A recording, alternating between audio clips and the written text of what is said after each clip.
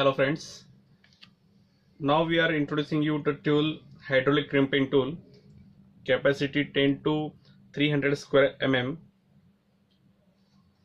This is standard tool box with all dies starting from 10 square mm to 300 square mm.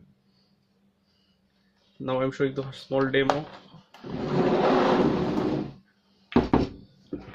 Just this is on off tab, make on to start crimp.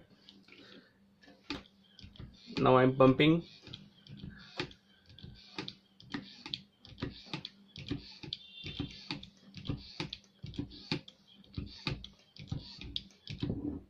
Done. It's a very easy to use. To release, again use this tab. Just done. And for replacement of dies, just you can replace like this.